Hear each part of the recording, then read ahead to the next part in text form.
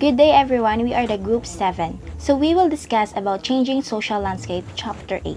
So it has already been discussed from group 6 that change is an inevitable nature of society. It cannot be helped. Why? Because change is only constant in the world. So in order to survive in a constant changing society, first, must learn how to adapt to the change. So it means how hard the changes you are facing you should accept or process of accepting. Second, face challenges. Why? Because every challenge we should face it and solve issues in a manner that would benefit all the members of society. Adaptation is the only key to prevent human extinction because by the help of adaptation or if you apply adaptation, mapipigilan or maiwasan or mapastop natin ang pagwala sa mga ito. So with the social dynamicity that we learn, it is hope that we will become an active member of society and attain goals to perceive our culture and social entities that we humans struggle to develop for millions of years. Let's proceed to lesson 26, the climate change. For example, Typhoon Yolanda, known as Typhoon Haiyan, isa sa pinakamatinding hamon o challenge na dumating sa atin na may malaki at matinding epekto dito sa ating bansa, especially sa province ng Eastern Visayas, ang Leyte, Tacloban City, Samar Island, Ormoc, and etc. So because of this typhoon o bagyo ay naapektuhan ang karamihan physical, emotional, and mental aspects. Why? Because Typhoon Yolanda ang isa sa pinakamalakas na bagyo na dumating sa bansa na matindi ang epekto sa nakakarami. Natangay ang mga bahay, pati na rin ang kanilang mga gamit, may mga mahal sa buhay na nawala, at ang kanilang mga panghanap buhay. So this is what big social challenge does to a society. So as a member of contemporary society defined as a setting characterized by technology innovation and increasing human interconnection and globalization, kailangan may alam na natin ang iba't ibang challenge na nagbabanta sa organisidong pamumuhay sa mga tao. So, tayo ay apektado sa social challenges, naging from petty crimes, international disputes to environmental concern. So, para maiwasan at mapigilan ang hostilities o hirap pakiusapan, one must acknowledge the presence of these challenges o kilatasin natin ang mga hamon and do things either to control or to adapt. So, ang problema sa nakakarami sa atin mga Pilipino ay alam na ang pagbabago ng klima o climate change ay may malaking epekto sa lipunan ngunit hindi lubos na maintindihan o alam ang mga pangyayari o pangkaraniwang bagay. Ang mga ito ay maaring hindi nakaligtas sa pagbabago ng klima ngunit lamang ang lakas ng peligro o panganib.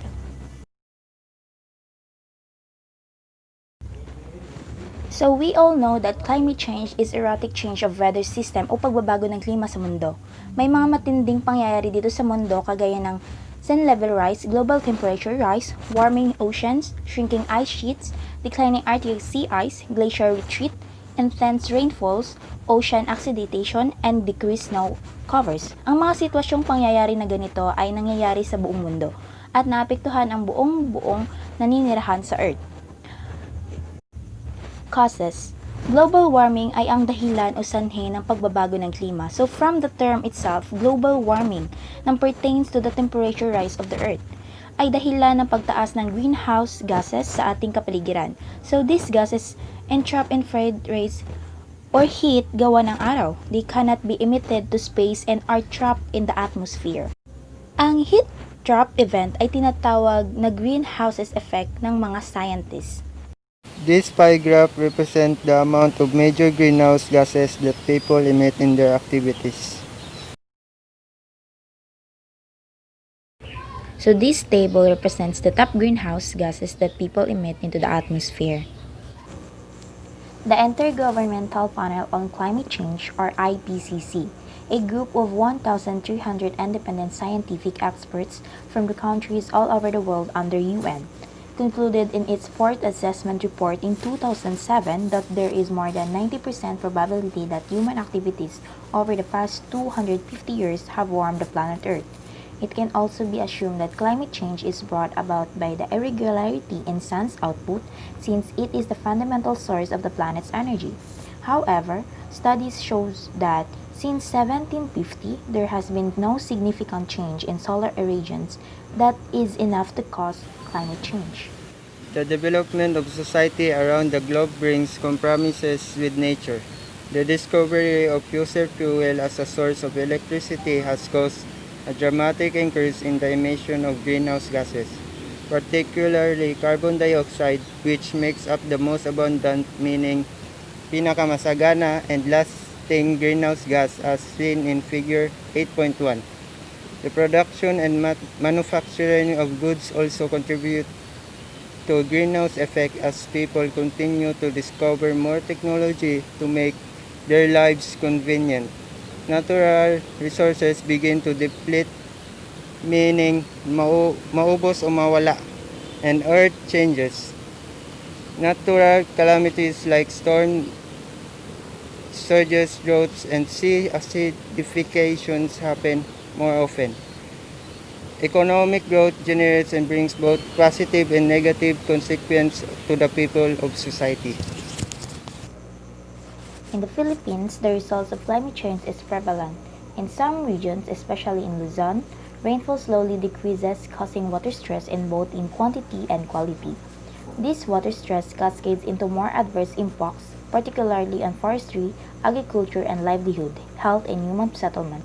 It affects the amount of water in watersheds and dams that provide irrigation services to farmers, energy production, and residential water consumption. In low-lying areas, like in the Marikina City and the Metro Manila, flooding events pose danger to human settlements and infrastructure. In terms of storm surges, landslides, and mudslides, because of the increase in the country's sea level, with the constant rise of sea level, the low-lying coastal areas will possibly face permanent inundation in the future. The catastrophe means Sakuna brought about by Typhoon Yolanda is a good example of a climate change impact. Although the formation of intense typhoon is usual in the country because of its location in the Pacific, the event has been aggravated by the storm surge that has followed the strong winds. The rising sea levels is the ocean that fuel the large quantity of water surge can be attributed to the ice meltdown in the northern and southern regions of Earth. Global response. Climate change related issues occupy the forefront of public policy. International agencies such as IPCC and United Nations Environment Program UNEP push governments of countries across the globe to exert significant efforts to respond effectively and efficiently to the challenges brought by climate change. For instance, curbing carbon emission has been one of the primary calls to the countries such as USA, China, and India, for they are the biggest contributors of carbons in the atmosphere. However, curbing carbon emission would mean sacrifices in these countries' economic growth. Thus, securing serious commitment has been difficult on their end. So instead of heeding the environmental groups' calls, there are talks among these countries to provide financial assistance to victims of climate change. However, this altruistic initiative has been criticized on moral grounds. It is indeed difficult to curb carbon emissions when the primary source of energy like fossil fuel and natural gas require combustion that result in the said activity. Fortunately, many countries all over the world are slowly minimizing their contribution to carbon emission by resorting to renewable energy such as solar, water, and wind energy. Not only are these energy sources renewable, they also emit less greenhouse gases as compared with fossil fuel and natural gases. National response. In the Philippines, a great number of renewable energy plants have grown in the 21st century because of the Renewable Energy Law of 2008. In fact, on March 3, 2016, the largest solar power farm in Southeast Asia started operating in Negros Occidental. This is one proof that the country is gradually helping the planet recover from climate change. Many other laws have been passed in order to arrest the debilitating effects and implications of climate change. Some of these laws include the following. 1. PD 9729 Climate Change Act of 2009. 2. PD 984 Pollution Control Law. 3. RA 8749 Clean Air Act of 1998. RA 9003 Ecological Solid Waste Management Act. Administrative Order Number 60 of 1993 creating the Coastal Environmental Program. Individual responses. Private individuals are also giving their share to alleviate the damage of climate change. Al Gore, former U.S. Vice President, is one of the leading conservation advocates who has espoused the idea that overconsumption is one of the culprits of this environmental dilemma. The more that people buy, the more the production and manufacturing will be. In this regard, more energy will be consumed, more machines will be used, and more greenhouse gases will be emitted into the atmosphere. Many people also resort to using individual photovoltaic cells for their own solar energy consumption. Some use biogas in their vehicles. As people become informed of the inconvenient truth that the earth is slowly dying because of human activities, many start to deviate from their usual harmful ways to adapt and solve these environmental changes.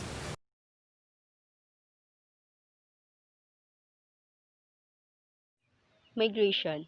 It is a person who moves from one country, province, or city in order to find a work kagaya ng mga OFW, ang iba naman ay dahil lang sa kagustuhan or marriage.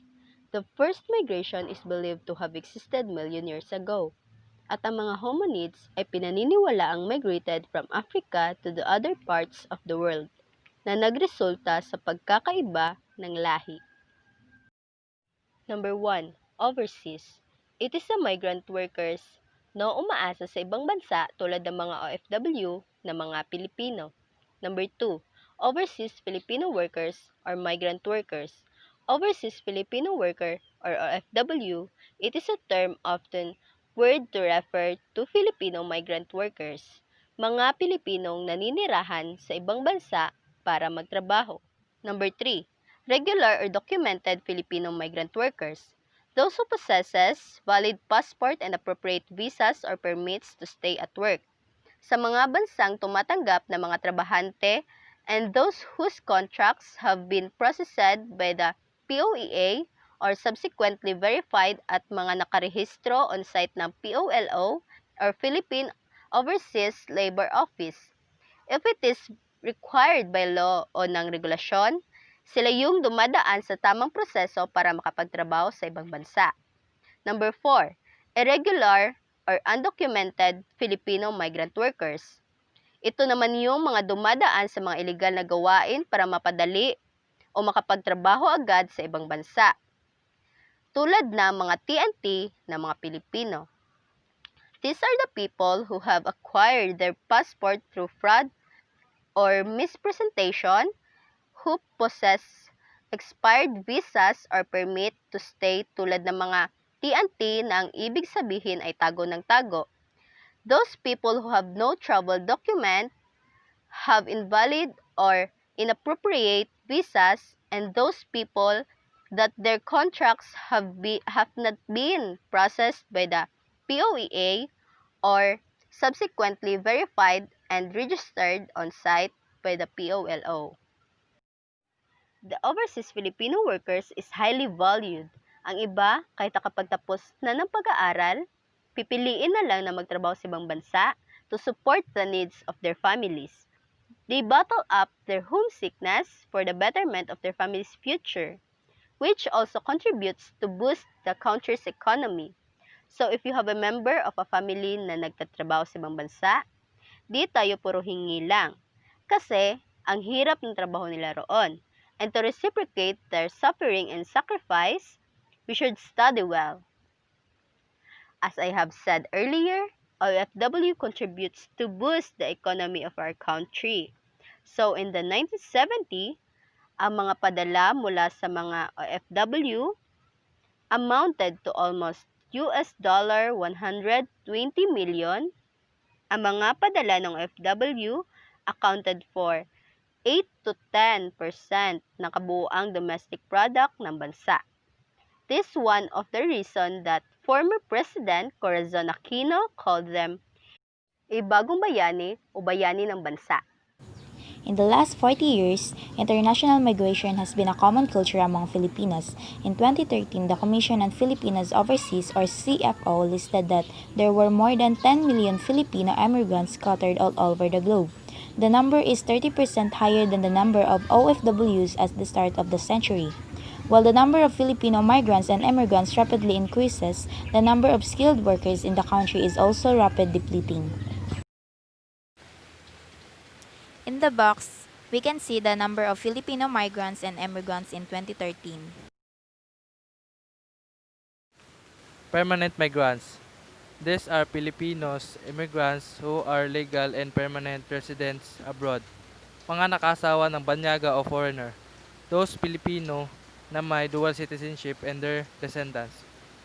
Temporary migrants. Those Filipinos who stay overseas while regularly and properly documented are temporary.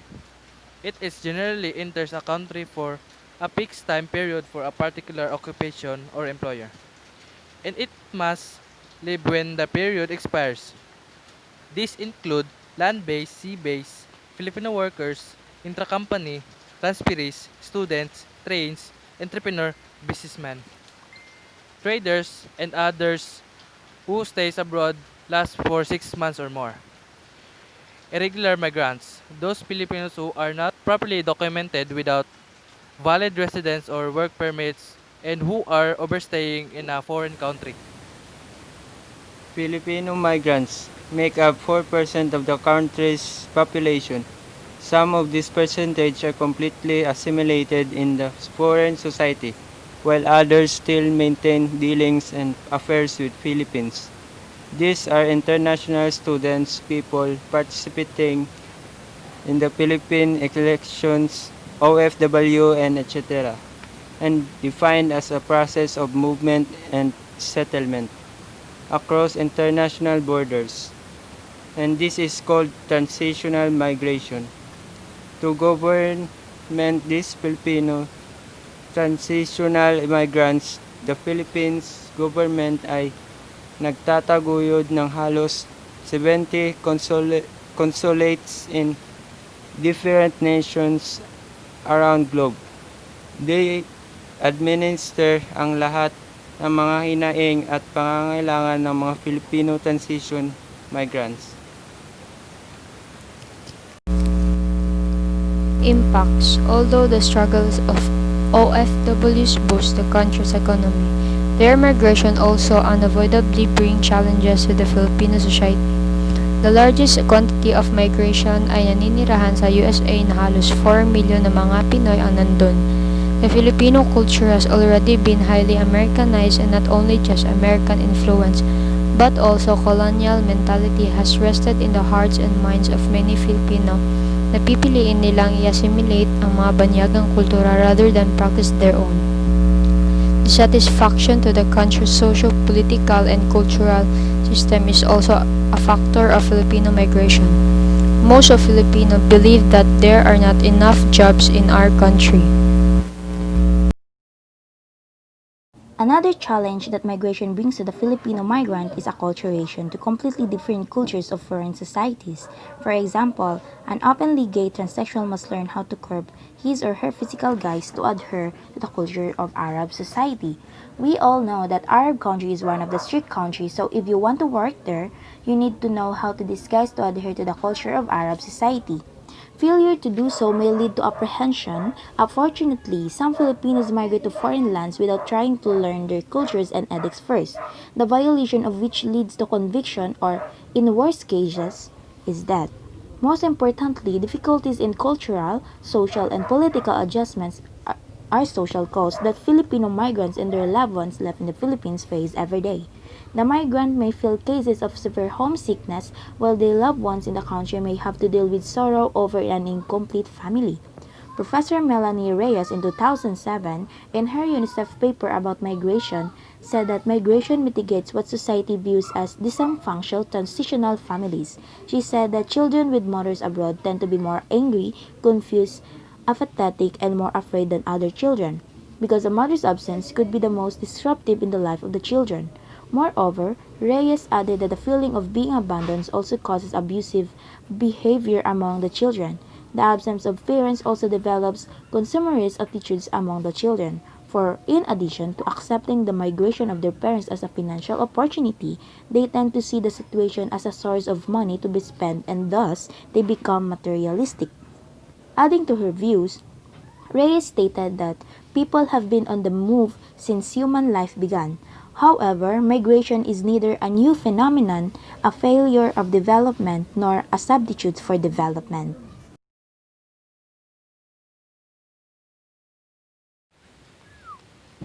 In ancient Athens, democracy had been the primary response of the government to address the society's issues. People were free to express at maisabatas ang kanilang mga opinion and their suggestions for the betterment of the society. But today, although marami ang mga estado ang nagsasagawa ng demokrasya, response people to contemporary issues is not an easy in the ancient times, especially in our country. Because of a large population, ang hinaing ng ibang Pilipino ay hindi na natutugunan ng gobyerno. So for democracy work, a state must first have an informed citizenry.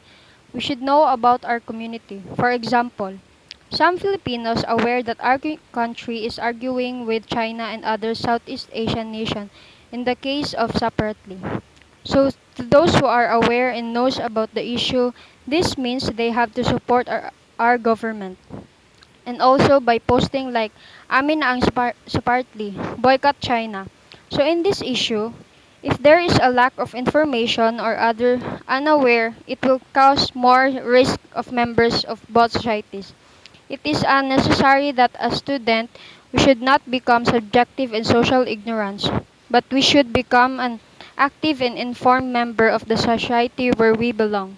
Fortunately, as societies develop, the ways in dealing social, cultural, and political issues to do so too.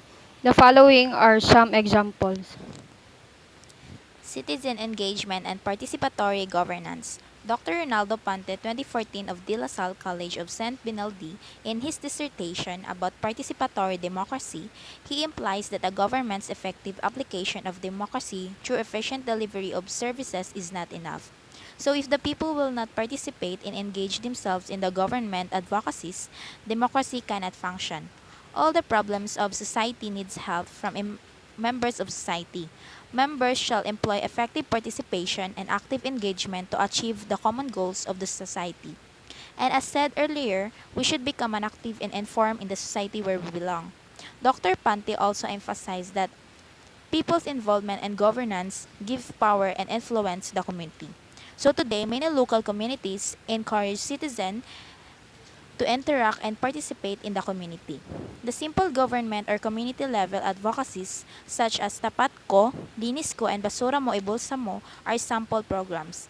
And if you are participating in this program, it will help the community and effectively controlling the environment to keep our community clean and safe. As well as Brigada Eskwela. It is more commonly practiced in public school. This participated in by school officials, students, parents, and other concerned groups. Their fixed school amenities in preparation for the annual start of classes. Non-government organizations also play a role in community development. They encourage people to participate in local projects to improve the quality of their lives. Strict implementation of local laws can also encourage civilians to engage actively in governance. The proper administration of the officials and the full cooperation of the citizens can help the community accomplish the common goals. Some people tended to complain at first, but because of the strict implementation, they eventually learn to adhere to the laws. So when people become confident in their ability to change local policies or solve local implement, they may feel empowered to discuss challenges. So kung tayong mga tao ng isang estado ay marunong mag-isip ng pambansang pananaw, if we know anything about our community, if we participate, our country will improve. Social movements. It is a large informal groupings of individuals or organizations that focus on specific political or social issues. These are the people who are connected through their shared interest in social change. For example, when a group organizes an appeal or plea for matters that is believed are primary concerns such as rally for education. Social movements are collective endeavors to promote or resist change in society. Social change may be done in many different ways, such as peaceful, assembly, protest, riot, and more. Social movements have different types. First, transformative. This social movement aims to transform society. It seeks a total change in social system. Transformative movement typically seek to somehow change or destroy the current system. For example, groups that advocate the national ban on plastic use, same-sex marriage, and etc. Second, reformative. This has more limited goals than transformative movement. They seek partial change in social system. For example, organization that promotes increase of minimum wage, and this movement advocates for minor changes. Third, redemptive. Its primary motive is to rescue people from previous mistake in life. It seeks the total individual change. Their goal is to promote inner change, baguhan ang pananaw ng mga nagkasalang tao, for example, rehabilitate groups. And lastly, alternative. This movement is after partial individual change. Its goal is partial change in individuals' behavior. For example, promote recycling. They're merely trying to get individuals to recycle their waste. And against drunk driving, they're after the simple individual goal of trying to make people stop drinking and driving. To become more effective, a social movement must be organized and able to present its goal clearly to the public or to the group to whom it's appealing. The absence of organization in a social movement may mean any of the following. First, it lacks regular members, office, and administrative staff. Second, the people involved act in more diffuse manners and are very spontaneous. And lastly, it may be leaderless. Social movements emerge when democratic space is open to them and is thus a modern reality. This can be seen as the participation of people needing shared cooperation and understanding. When a campaign employs extreme tactics to advance its aim or promoting its goals, it is possible that a government does not truly respond to the calls of its people. Social movement can also be explained from the perspective of collective behavior. American professor Neil S. Moser of 1962 said that if there is rapid or overwhelming social transformation, the side effects in the society are certain. These trends may create tensions which might lead to crisis behavior. Smelser enumerates 6 conditions which may cause a situation to lead to mass action. First, structural conduciveness. If there is an opportunity for change or little regulation, active groups will likely initiate changes. These refer to a broad social conditions that are necessary para maganap ang collective behavior. For example, social network help spread bug panic. Second, structural strain. These states may pressure citizens to commit crimes. It affects how the individual perceives his or her needs. For example, those people who use illegal drugs to make themselves feel better. Third, generalized belief. This can provide people with answer to their stressful circumstances. For example, campaign for the legalization of same-sex marriages.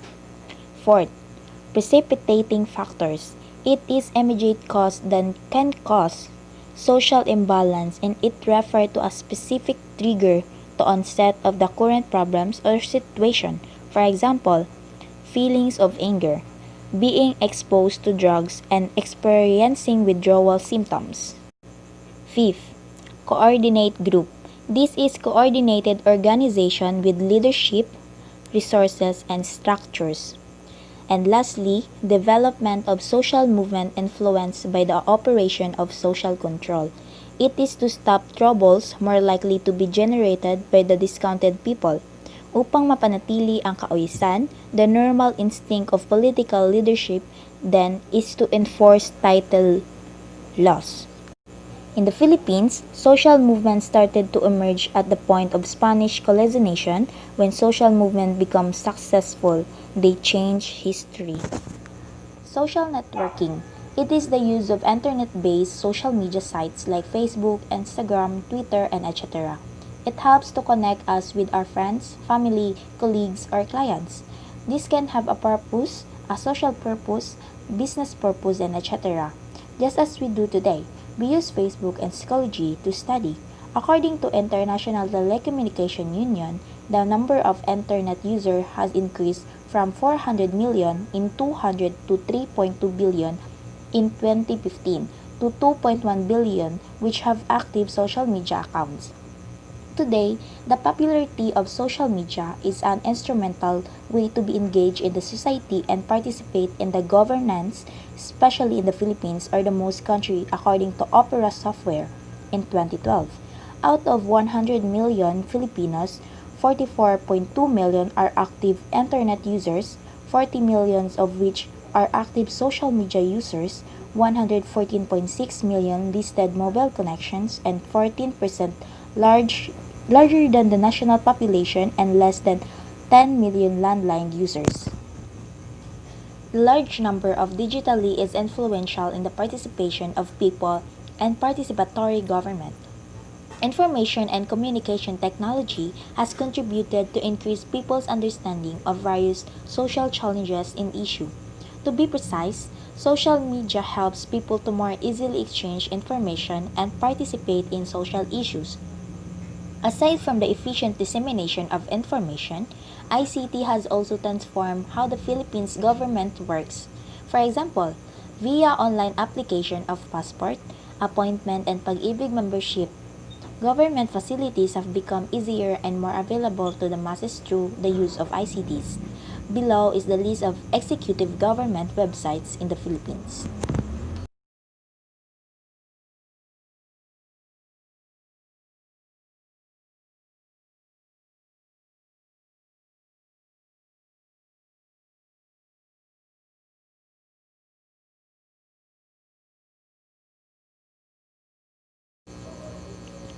Aside from their official pages, social media and other ways of propagating their activism are now used by many government agencies. The Department of Tourism uses Facebook, YouTube, and Twitter to promote the country to international and local visitors alike. Holding the slogan or motto, "It's more fun in the Philippines." Every day they publish pictures and videos to keep its subscribers updated on the latest development in the country. Department of Tourism also released TVCs and print advertisements which have been shown in international TV channels. To engage the citizens, Filipinos can also participate in the campaign by making their own campaign ads. The mechanics are available in the websites of Department of Tourism.